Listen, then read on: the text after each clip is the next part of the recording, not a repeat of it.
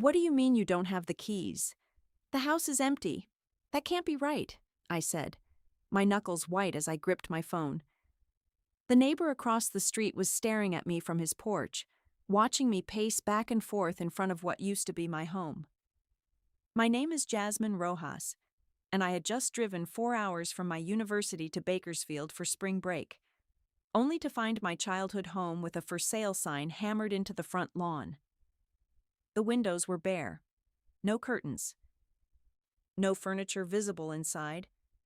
3 black garbage bags sat on the porch like unwanted guests. When I peeked inside one, I saw my clothes, my books, fragments of the life I'd left behind when I went to college. "Your father said you should have called first," my Uncle Thomas said, his voice hesitant on the other end of the line. "They moved last week. Didn't they tell you?" "No," I said, the word barely making it past the lump in my throat. "They didn't tell me anything." I hung up and called my father. Each ring felt like an eternity. "Hello?" His voice was flat, emotionless. "Dad? The house is empty. There are garbage bags with my stuff on the porch. What's going on?" A pause. Then, "We moved. You're an adult now. Deal with it." The line went dead. I stared at my phone, stunned. I called back, straight to voicemail. I tried my mother's phone. The same. My younger brother's phone. No answer. Just like that. I had been erased from their lives. No warning. No goodbye. Not even the courtesy of a forwarding address. I stood there watching the sunset cast long shadows across what used to be my front yard. The maple tree my father and I had planted when I was 8 still stood tall, its branches reaching toward a house that no longer belonged to us. I had sent part of my scholarship money home every month. I had maintained a 3.9 GPA in pre-law while working part-time. I had been the responsible one, the quiet one, the one who never caused trouble. And this was my reward. I didn't cry. Not then. Instead, I picked up those garbage bags and loaded them into my car. I checked into a motel for the night, laying out my salvaged possessions on the scratchy bedspread. A few textbooks, winter clothes I'd left behind, a broken picture frame with a photo of my family at the beach 3 summers ago. Everyone smiling, everyone a liar. That night, I made a decision. If they wanted to erase me, I would return the favor. I would cut all ties, and I would build something they could never take away from me. I grew up believing family meant unconditional support.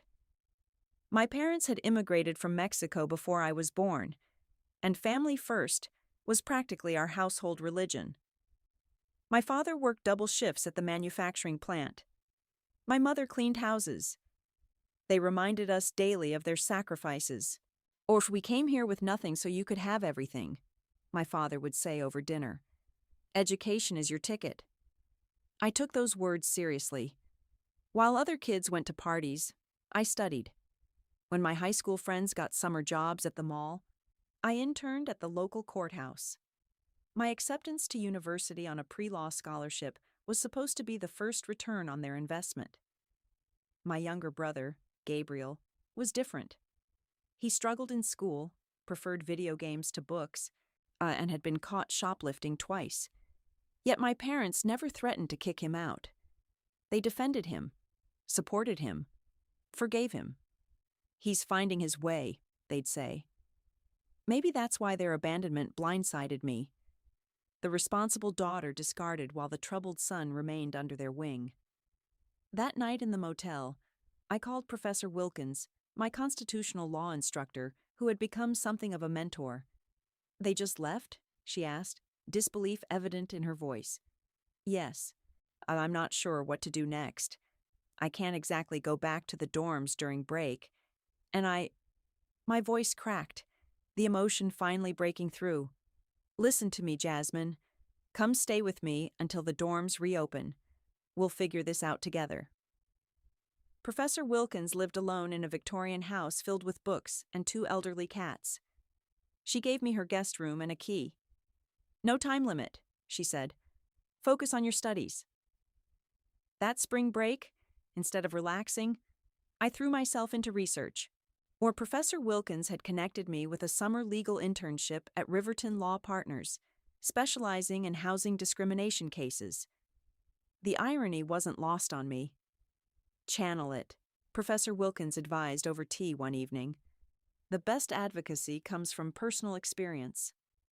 I nodded, thinking about the family photos I'd found crumpled at the bottom of one garbage bag.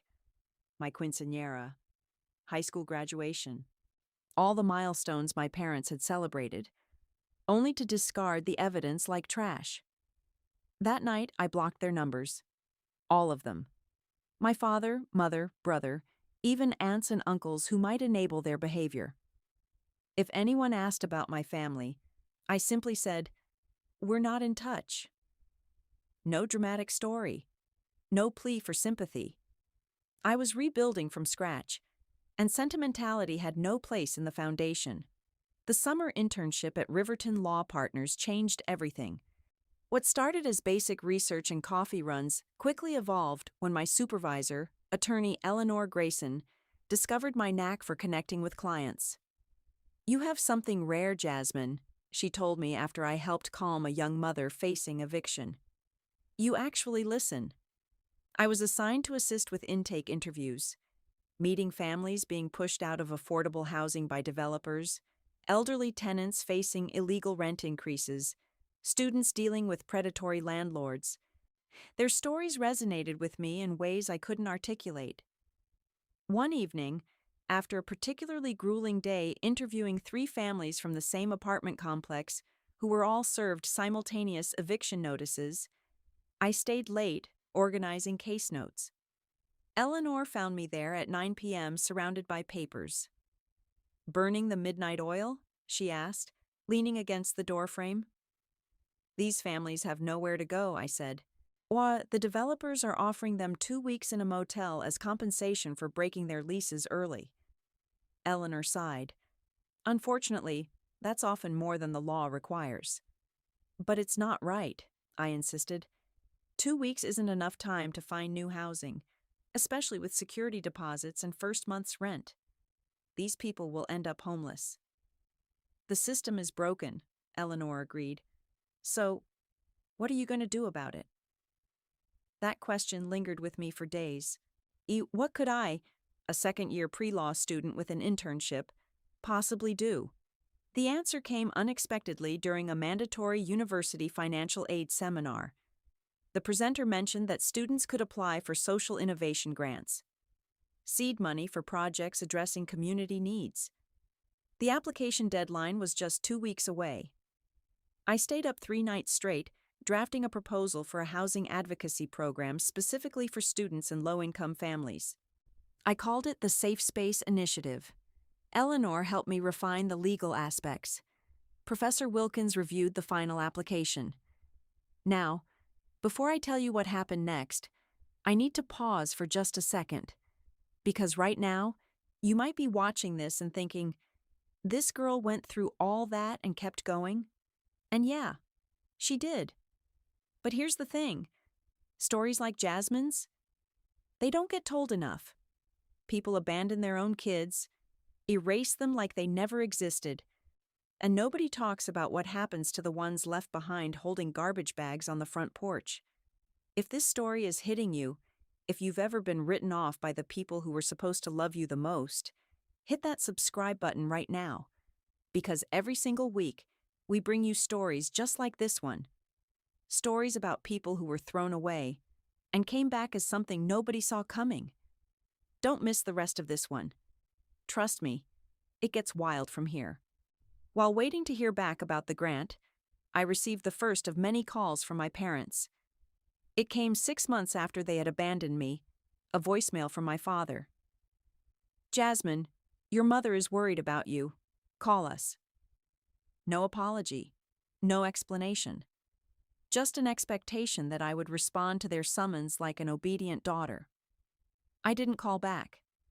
3 days later, another voicemail. "This silent treatment is childish, Jasmine. We're your family." I saved the message, but didn't respond. The calls increased in frequency. Sometimes my father, sometimes my mother, occasionally my brother. Their tones ranged from demanding to pleading. None acknowledged what they had done. When the university awarded me the Social Innovation Grant, $25,000 to launch the Safe Space Initiative, I didn't share the news with them. When I was offered a paid position at Riverton to continue my work through the academic year, I celebrated with Professor Wilkins and Eleanor instead. My new family was forming around me.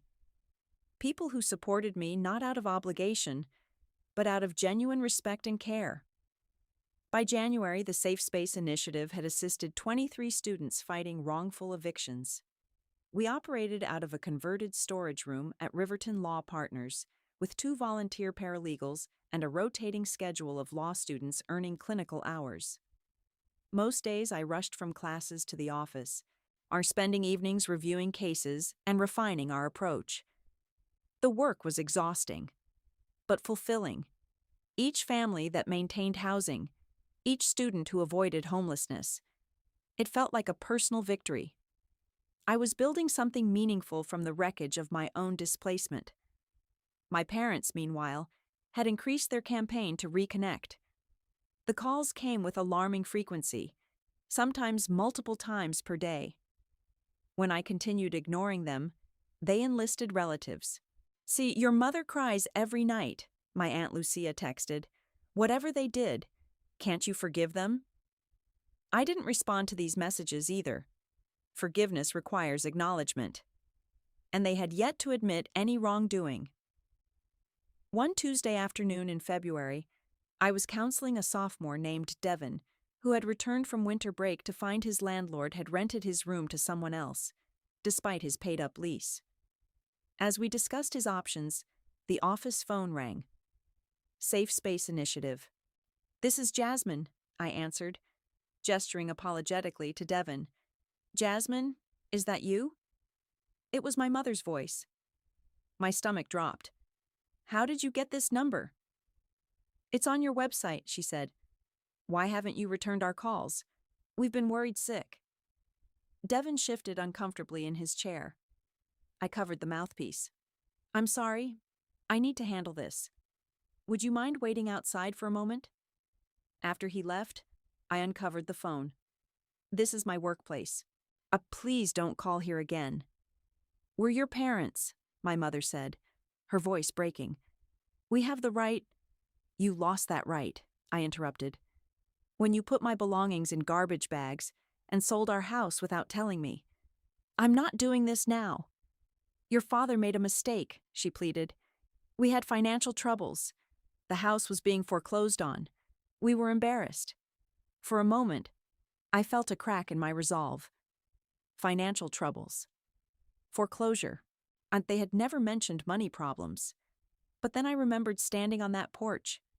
The garbage bags. The for sale sign. The way my father said, "Deal with it," and hung up like I was a stranger calling about a wrong number. "Mom," I said, and my voice was steadier than I expected.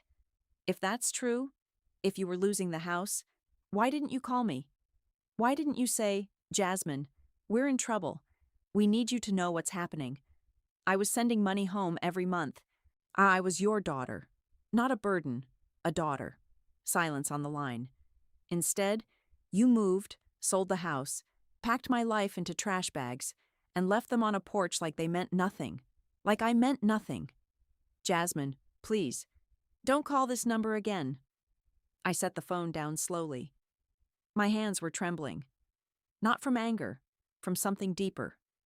From the specific pain of being loved conditionally. Of realizing that even the story they were finally telling me, the embarrassment they felt, was still about them. Not about me.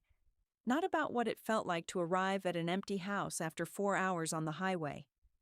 I went back to Devin's case. Back to work.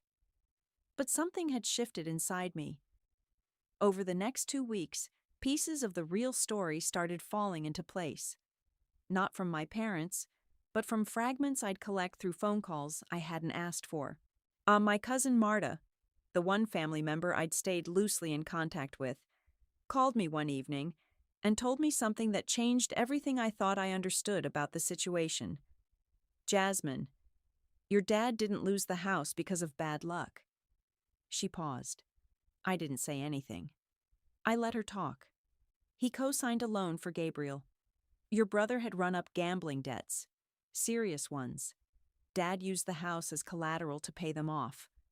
When he couldn't keep up with the new loan payments, the bank started foreclosure proceedings. I set down my mug. Gabriel, I repeated. The same Gabriel who was caught shoplifting twice and never faced any real consequences, Marta said, with unmistakable bitterness. Your dad mortgaged the house for him. And when the whole thing collapsed, they didn't know how to tell you. So they just didn't. They were ashamed, Marta said. And honestly, I think they knew you'd be angry. You'd worked so hard. You were the responsible one. How do you look your responsible daughter in the eye and say, "We destroyed everything for your reckless brother"? I hung up the phone and sat in the silence of my apartment for a very long time. Here is what broke me. Not the loss of the house. Not even the garbage bags. It was this. They chose embarrassment over honesty. They chose silence over a conversation. They chose to disappear rather than face the daughter they had failed. And in doing so, they guaranteed the exact outcome they feared. They lost me. Not because of the foreclosure, because of the cowardice that came after. And Gabriel? He was still at home, still under their roof, in their new apartment across town, still being shielded from every consequence of every decision he had ever made. I wrote in my journal that night. I filled 4 pages without stopping. I am not angry that they struggled. I am not angry that they lost the house. I am angry that when they needed to be parents, they chose to be cowards.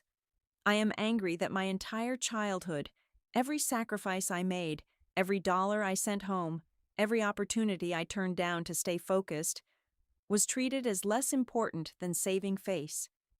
And I am angry that the version of family first they believed in only ever ran in one direction, toward Gabriel, never toward me. I closed the journal, and I made a new decision.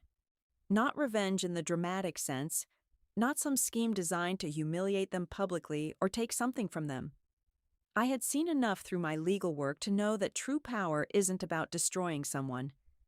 True power is building something so undeniable that they have to look at it. 3rd year of law school hit like a freight train. The Safe Space Initiative had expanded beyond the university. We were now working with a coalition of housing organizations across the county, and Eleanor had begun pushing me to apply for a fellowship that would fund a full-time position running the program after graduation. I applied. I studied for the LSAT retake I didn't need, just to sharpen myself. I put every dollar I earned into a disciplined savings account, refusing to rent anything I couldn't afford comfortably, refusing to borrow for anything that wasn't strictly necessary. And I began building my network with the same intentionality I had brought to everything else in my life. The pre-law scholarship committee invited me to speak at their annual dinner. I talked about housing insecurity among college students. I talked, without mentioning names or specifics, about what it meant to return somewhere and find it gone. The silence in that room told me I had hit something real. That night, 3 foundation trustees approached me afterward about expanding the Safe Space Initiative into a nonprofit. By the time I sat for the bar exam at the end of my 3rd year, I had a fellowship offer, a nonprofit in its early formation stages, and a savings account with more money in it than my parents had likely ever seen in one place at one time. I also had exactly 0 contact with my family. That changed one afternoon in June. My father showed up at Riverton, not calling ahead, and not sending a message through Marta or Aunt Lucia, just appearing in the lobby, wearing the same green jacket he'd always worn to job interviews, the one he only brought out when he wanted to make a serious impression. The receptionist came to get me with an apologetic look. "There's a man here who says he's your father. He won't leave without speaking to you." I thought about turning him away. I had every right to. But something made me walk out to the lobby. He looked older, and his hair had gone more gray than I remembered. He looked like a man who hadn't been sleeping well. And I recognized that particular kind of tired, because I had worn it myself once. "Jasmine," he said. "5 minutes," I replied, and gestured toward a pair of chairs in the far corner of the lobby. He sat. I sat. And for the first 3 of those 5 minutes, he said nothing. He looked at his hands. He cleared his throat twice. Then finally, "I made a mistake." "Which one?" I asked. "On not cruelty. Genuine clarification." He looked up. "All of them," he said. "Your mother and I, we panicked. When the bank started the foreclosure process, we told each other it would be easier to just handle it and tell you after. Then it got worse, faster than we expected, and we still didn't call. I kept saying I would. And then one day the movers were there and I told myself you'd understand eventually. That you'd be okay because you were always okay." I watched him carefully. "Well, that's not an apology," I said quietly. "That's an explanation." He blinked. "An apology acknowledges what it costs me," I continued. "Not just what you went through." He didn't argue. He just lowered his head. "I know what it cost you," he said, and his voice broke on the last word. "I know. I'm sorry, Mija. I am truly sorry." The word, Mija, hit somewhere I thought I had sealed off completely. And I felt something move inside me. Not forgiveness exactly. Not yet. But recognition. Recognition that this man sitting across from me had loved me in the only way he knew how. Badly, inconsistently, imperfectly. But he had loved me. That didn't fix anything. But it was real. "I hear you," I said. "But I can't go back to pretending everything is fine. I won't." "I'm not asking you to," he said. "I just needed you to know. I needed you to hear it from me. Whatever you decide after this, that's yours to decide." He stood up, straightened his jacket, and walked out. I sat there for a long time after that. The story might have ended there. A quiet, unresolved kind of peace. The daughter who left. The father who came, too late, with honesty. But life rarely stops neatly where you'd like it to. 2 months after my father's visit, Gabriel reached out. Not to apologize. Not to acknowledge the chain of events that had started with his gambling debts and ended with my garbage bags on a porch. He reached out because he needed something. He had been arrested. Not for the first time, as it turned out, but for the first time in a way serious enough that no amount of parental protection could make it quietly go away. He had been caught as part of a small loan fraud scheme, signing paperwork for loans taken out under false pretenses, funneling money to settle debts he'd accumulated through gambling at an illegal establishment operating out of a warehouse near the industrial district. He had been charged with financial fraud. And he had found my name. Because of the Safe Space Initiative. Because of a profile that had been written about me in a local legal magazine. And he had the audacity to call me and ask if I could help him find a lawyer.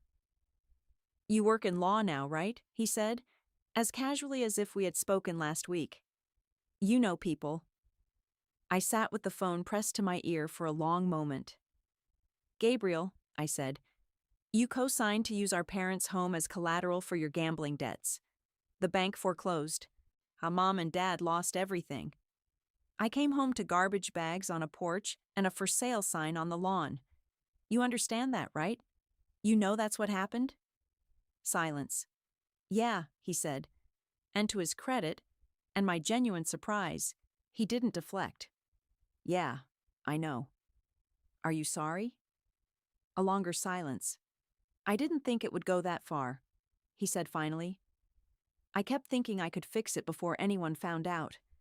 I never wanted." "Are you sorry, Gabriel?" "Yeah, I am. I'm really sorry." "Jasmine." I exhaled slowly. "I'm not going to help you find a lawyer," I said. "I don't have that relationship with you right now. But I will tell you this, And I'm telling you because you're still my brother, even if we're strangers to each other right now. The best thing you can do is cooperate completely, find a court-appointed attorney, and take their advice seriously, and stop letting other people pay for your problems. That's the only path forward that leads somewhere worth going. I ended the call, and for the first time since standing on that porch 2 years earlier, I cried. Not from pain, not from anger, from the weight of all of it finally being fully seen. The Safe Space Initiative was officially registered as a nonprofit organization 8 months after Gabriel's call. We held a small reception at Riverton Law Partners. Professor Wilkins came. I'm wearing the same green cardigan she always wore to special occasions. Eleanor gave a speech that made half the room cry. 2 of the families we had helped in our first year showed up with food they had cooked themselves. I stood at the front of that room and looked at what had been built from the ruins of a spring break trip, where I found my childhood packed into 3 garbage bags. A year into the nonprofit's operations, we had prevented 61 wrongful evictions, recovered over $80,000 in illegally withheld security deposits for low-income tenants, and launched a legal literacy workshop in 3 local high schools so that young people would know their rights before they ever needed to fight for them. I was 25 years old. I had a 1-bedroom apartment that was mine, paid for, comfortable, full of books and plants, and exactly 0 broken picture frames. I had a chosen family: Eleanor, Professor Wilkins, colleagues, and clients who had become friends, who showed up for me consistently and completely. And I had something my parents had always told me was the goal. I had built something with my own hands that nobody could take from me. My mother called again in December. This time, I picked up. Not because I had forgiven everything, not because the wounds had magically healed, but because I had done enough of my own work. In therapy, in journaling, on the daily grind of building something real, to be able to hold the conversation without losing myself inside it. She talked for a while. She cried. She said she was proud of me, which was strange to hear given everything, but I believed she meant it. "Can we see you sometime?" she asked. "Just have dinner? No pressure." "Maybe," I said. "I'm not ready for that yet, but maybe." "Okay," she said, and she didn't push. That alone felt like progress. Gabriel pled guilty to a reduced charge, while completed community service, and, according to Marta, had started working a steady job at a logistics company and attending a gambling recovery program. I didn't know if he'd stick with it. I hoped he would. Not for my sake, but for his. My father texted me on my birthday. Just 3 words. "Proud of you." I read it twice. Then I put my phone down and went back to work.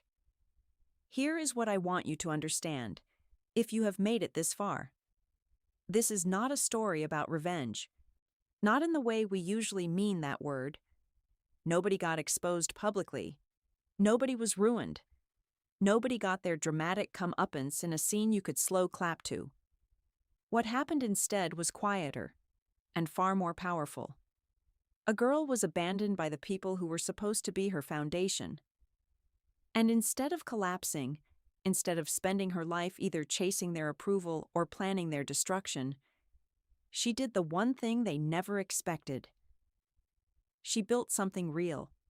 Because here is the truth that nobody tells you about betrayal. The most devastating response to being thrown away is not to throw back. It is to take what was done to you, understand it completely, refuse to let it define you, and then use every ounce of that pain as fuel. Jasmine's parents abandoned her because they were embarrassed, because they prioritized shame over honesty, and a troubled son over a responsible daughter, and the appearance of control over a real conversation. They made those choices, and those choices had consequences. But the consequence wasn't Jasmine's downfall. It was her elevation. She walked out of that motel room with everything her family had packed into garbage bags, and she turned it into a life they couldn't have imagined. Now, some of you watching this might be thinking, But she let them back in eventually. Doesn't that mean they won? No. It means she won. Because forgiveness, real forgiveness, the kind you arrive at after real work, is not something you do for the people who hurt you. It is something you do for yourself. It is the act of choosing to no longer carry the weight of someone else's failures as if they belong to you. Jasmine didn't forgive her family to restore the relationship. She forgave them to set down a burden she had been carrying long enough. There is a version of this story where she spirals, where the abandonment convinces her that she is unworthy of love, and that family was never something she deserved, that the world is as cold and indifferent as that porch in Bakersfield. She chose a different version. She chose to let the betrayal answer the question, "Who am I when everything is taken?" And her answer was, "I am someone who builds." And that is the answer that mattered. If you are watching this right now, and you have been left behind by someone who was supposed to stay, I want you to hear this. The fact that they left does not prove you were not worth staying for. It proves they were not capable of staying. Those are not the same thing. You are allowed to grieve what you lost. You are allowed to be angry. You are allowed to cut contact, block numbers, and build a new life from the foundations up. You are also allowed, when the time is right, if it ever is, to decide what reconciliation looks like on your own terms, not theirs. But more than anything else, I want you to understand this. The garbage bags on the porch were not the end of Jasmine's story. They were the beginning, and whatever was thrown away in your story, whatever was packed up and left out front without a note or a warning or a goodbye, that is not your ending either. That is your beginning. Thank you for watching all the way to the end. If this story moved you, if it made you think about your own experience or someone you know, share it. Stories like Jasmine's deserve to be heard. Drop a comment below and tell me, have you ever been abandoned by someone you trusted completely? How did you rebuild? This community is here. You are not alone. Like, subscribe, and I will see you in the next one. Because every person who was written off deserves to write their own ending.